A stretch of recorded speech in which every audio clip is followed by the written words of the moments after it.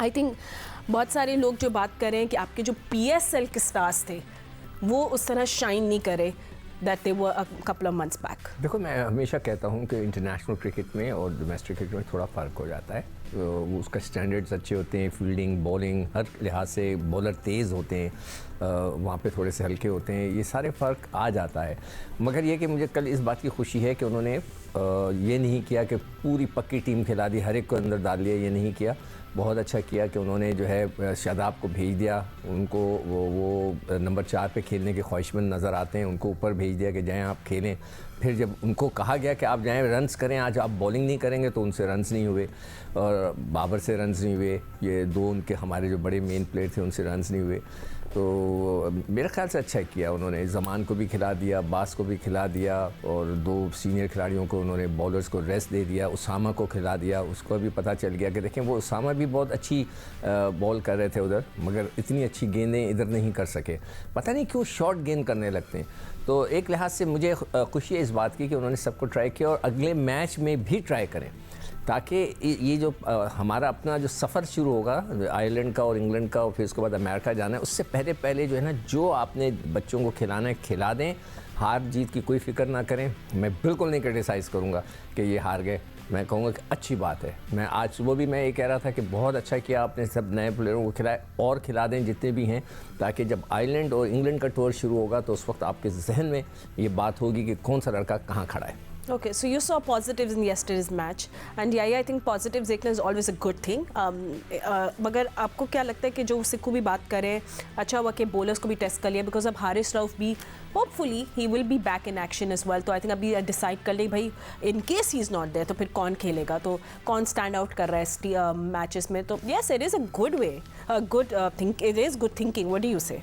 देखिए फातिमा, ख़राब में से अच्छा आप उस वक्त निकालते हैं जब आप बिल्कुल एक नई टीम खिला रहे होते, और मैं बोलता कि हाँ ठीक है, बिल्कुल हार जीत खेल में हो जाती है, इसमें कोई दो राय नहीं है। हमारे chairman cricket board Syed Mohsin Raza Naqvi कह रहे थे कि मुझे हार अच्छी लगेगी अगर टीम लड़ती हुई हारेगी। तो सवाल सबसे पहला यही है कि आप 178 करते हैं 4 दिन पहले, और वहाँ कहा जाता है 20 रन शॉर्ट थे, और अब जब 179 चेस करने पड़े तो अब आप क्या कहेंगे। और वही बॉलिंग लाइनअप थी और वही टीम थी। अगर आप ये कह रहे हैं कि आप नए खिलाड़ियों को खिला रहे हैं, तो कौन से नए खिलाड़ी? आप के पास नंबर 1 बैट्समैन है किंग बाबर आजम है, उनके ऊपर आप डिपेंड कर रहे थे। इस सीरीज़ में अभी तक वो कोई बड़ी इनिंग नहीं खेल पाए हैं। और साइम अयूब तो मुझे लग रहा है कि कुछ शेल में चले गए हैं, उनको एक बड़ी इनिंग की शिद्दत के साथ ज़रूरत है। उनको ये समझाने की ज़रूरत है कि भाई 10 ओवर आपने क्रीज़ पर मौजूद रहना है, क्योंकि आपके पास शॉट्स मौजूद हैं। अगर वो इस तरह खेलेंगे तो उन प्लेयरों की तरफ वो पीछे चले जाएंगे जो हमारे पास मौजूद हैं। फिर रोटेशन पॉलिसी के मुताबिक आपने बाहर बिठाया शाहीन शाह अफरीदी, तो मेरे समझ नहीं आया कि क्या प्रूफ करने की आप कोशिश कर रहे थे। अगर शाहीन अफरीदी को आपने बाहर बिठाया है तो फिर वो फील्डिंग करने के लिए क्यों आए हैं? अगर आपको याद हो, वो बॉलिंग करते हुए कभी अनफिट नहीं हुए, वो फील्डिंग करते हुए ही अनफिट हुए थे। तो अगर आप उनको नहीं खिलाना चाह रहे हैं, आप उनको बिठाना चाह रहे हैं, तो फिर आप फील्डिंग करने के लिए उनको मैदान में भेजकर क्या साबित करना चाह रहे हैं? दूसरी जो सबसे इंपॉर्टेंट चीज़ है भाई, अगर शादाब से आपने बॉलिंग नहीं करवानी थी ठीक है, लेकिन फिर ये नहीं होगा कि आपसे जब बैटिंग नहीं होगी तो आप बॉलिंग के पीछे जाकर छुपने लगेंगे। उस्मान एक बार फिर बड़ी इनिंग नहीं खेल सके, तो बिल्कुल अच्छी परफॉर्मेंस है न्यूजीलैंड की। वो तो यहाँ से बहुत कुछ हासिल करके जा रहे हैं, बहुत कुछ सीख के जा रहे हैं। और इस सीरीज़ में अब तक अगर देखा जाए तो उन्होंने 15 खिलाड़ियों को आजमाया है, 4 मैचों में हमने 14 खिलाड़ियों को आजमाया है। जो इस टीम का सबसे बड़ा हमारा प्रॉब्लम है वो छक्के लगाना है। T20 क्रिकेट में जो सबसे बड़ा प्रॉब्लम है हमारा वो मिडल ऑर्डर है, और इन दोनों प्रॉब्लम को हल करने के बजाय हम अपने ओपनिंग के ऊपर एक्सपेरिमेंट कर रहे हैं। ऐसा लगता है कि मर्ज़ अभी तक आप तशख़ीस कर नहीं पाए हैं, और जब बाउंड्री लाइन के बाहर बहुत सारी चीज़ें होती है तो फिर बाउंड्री लाइन के अंदर मसाइल होते हैं। यू नो, समहाउ मुझे क्यों लग रहा है बटी साहब रिसेंटली कि हम लोग बहुत स्ट्रगल कर रहे हैं न्यूजीलैंड की ए टीम, बी टीम भी और even you know C team के साथ। बट खैर, कल आपको क्या डिफरेंस लगा दोनों टीम्स के दरमियान? Because it was a close match. I mean Azhar Mahmood कह रहे हैं कि डिफरेंस था कि वो लोग हमसे ज़्यादा डबल्स लिए। ऑफ कोर्स वो एक्स्ट्रास के बारे में हमने अभी तक कोई बात नहीं की है।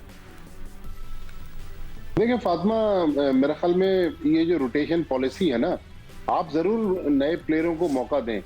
बिल्कुल याया सही कह रहे हैं कि कोई नया प्लेयर तो है ही नहीं। एक नया प्लेयर हमने इस सीरीज में ट्राई किया, वो था इरफान खान नियाजी, जो एक मैच में थोड़ी बहुत उसने बैटिंग की, दूसरे मैच में 20 रन बनाकर अनफिट हो गया। ये हमारी क्रिकेट का हाल है। मेरे ख्याल में अगर हम मैच हार कर एक्सपेरिमेंट करेंगे और पाकिस्तान टीम को इस तरह लोगों को कहेंगे कि हाउसफुल क्राउड को कि भाई हम वर्ल्ड कप की तैयारी कर रहे हैं, तो भाई फिर सैटरडे को तो लोग हार के लिए मैच देखने नहीं आएंगे। देखें, पाकिस्तान के मेरे ख्याल में जो टैलेंट है उसमें मुझे कुछ मसला नजर आ रहा है। हमने रिटायर्ड प्लेयर को दोबारा पाकिस्तान टीम में लिया है। हमारे पास अंडर 19 में अच्छे प्लेयर हैं, हमारे पास ए टीमों में अच्छे प्लेयर हैं। इवन हमने जो 5 रिजर्व रखे हुए हैं वो हमारे पास टैलेंटेड प्लेयर हैं। लेकिन देखें, इसमें रोटेट जरूर हम कर रहे हैं प्लेयर्स को, लेकिन एकदम से दोनों main fast bowler Shaheen Afridi को भी रेस्ट करवा दिया, नसीम शाह को भी रेस्ट करवा दिया। सिकंदर बख्श साहब कह रहे हैं कि जी मुझे कोई मसला नहीं है, आपको मसला नहीं होगा, लेकिन मुझे मसला है, इस 25 करोड़ अवाम को मसला है पाकिस्तान टीम के हारने से। अगर आप ये मैच ऑस्ट्रेलिया से हार जाते तो फिर कोई मसला नहीं था, लेकिन न्यूजीलैंड की टीम से हार रहे हैं, वो भी न्यूजीलैंड के 12 प्लेयर्स जो उनके मेन थे वो पाकिस्तान नहीं आए। तो मेरे ख्याल में इस तरह वर्ल्ड कप की तैयारी नहीं होगी। इस टीम को अब हमें उठाना है। अगर हम इस तरह एक्सपेरिमेंट करके मैच हारते रहे तो लोग तो मायूस होंगे, लेकिन ये टीम अगर गिर गई तो फिर इंग्लैंड का टूर, आपको पता है कि इंग्लैंड की टीम जो है वो वर्ल्ड चैंपियन है और अपने टाइटल का दिफा कर रही है। आयरलैंड अपने मुल्क में मुश्किल टीम है।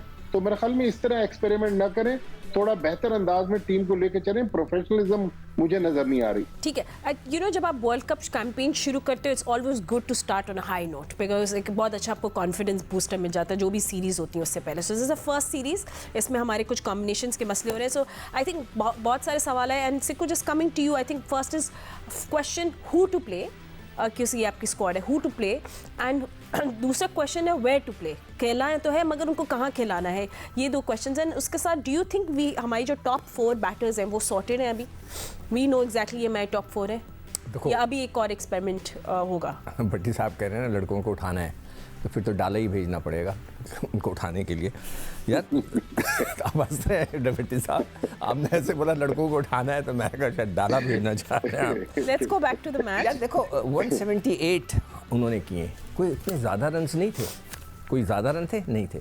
देखिए मैं जो चाहता हूँ ना कि मुझे कोई, इसलिए कि मैं सारे नौजवानों को आप प्रॉपर चांस दे दें। हम हार गए, ठीक है, हार जाएंगे, हो सकता है कल मैच में। और अब 178 को भी आप चेस ना कर सकें। आपके पास बाबर भी मौजूद थे, आपके पास साइम भी जो रेगुलर खेलते हैं, फ़कर ने 61 के वो फिनिश नहीं करते, शादाब मतलब है कि इस वक्त वो फुल फॉर्म में, दूसरों को कह रहे थे कि हम स्ट्राइकिंग रेट अच्छा नहीं है। 8 गेंदों में उन्होंने 7 रन किए। इफ्तिखार भी थे, इमाद वसीम भी थे, तो फिर और क्या चाहिए आपको? हमारी बैटिंग लाने तो सही थी। इफ्तिखार की भी तो बात कर लेना। हाँ, इफ्तिखार 10 ओवर में नहीं कर सके, मगर उनको अभी चांस दें, वो पोटेंशियल है उसमें पोटेंशियल है। अब इफ्तिखार है या बाबर है, बाबर को आप ये नहीं कह सकते कि उसने 3 मैचों में सिर्फ 56 रन किए हैं, उनको फारिग कर दो, नहीं, ऐसा नहीं होता। बाबर इज़ बाबर, रिजवान है, वो दोनों तो पक्के हैं, फिर ये इफ्तिखार भी पक्के हैं, शादाब भी पक्के हैं, सारे लड़के पक्के हैं। कुछ 2-4 लड़कों को आप ट्राई कर रहे हैं और कुछ नहीं। ज़मान खान को आपने ट्राई किया, वो रेगुलर खेलता है। अब्बास जो बॉलिंग कराने आया था वो तो पुराना खेल रहा है और अच्छी गेंदें कर रहा है। बाकी क्या है, बाकी तो आपने रिटायरमेंट के बाद जो बुलाया, आप जो भट्टी साहब कह रहे थे कि अंडर 19 के लड़के अच्छे हैं, वो अगर आके नहीं परफॉर्म करेंगे तो फिर क्या होगा? मैंने तो पहले ही सवाल उठाया था जब ये टीम के एक लड़का आपका अंडर 19 का नहीं है। मोहम्मद यूसुफ ने क्या किया? वो कोच थे, इतने बड़े प्लेयर हैं, उन्होंने कोई एक लड़का नहीं बना सके, तो उसका क्या मतलब हुआ कि हम लोग कंसंट्रेट उधर नहीं कर रहे। अच्छा, on this certain day Imad को ऊपर नहीं भेज सकते थे? Just a question. नहीं तो फिर उसके बाद फिर वही बात हो जाती है कि इफ्तिखार को आप नीचे कर देते, फिर नीचे कर देते। शादाब जो हैं वो नंबर 4 की पोजीशन पे हैं, वो समझ रहे हैं कि वो बहुत वहाँ पे जाके खेलेंगे, मगर जिस तरह वो गत्का चलाते हैं, वो स्लॉगिंग करते हैं, वो फंसेंगे। मतलब अच्छी टीमें उनको इतनी आसानी से मारने नहीं देगी।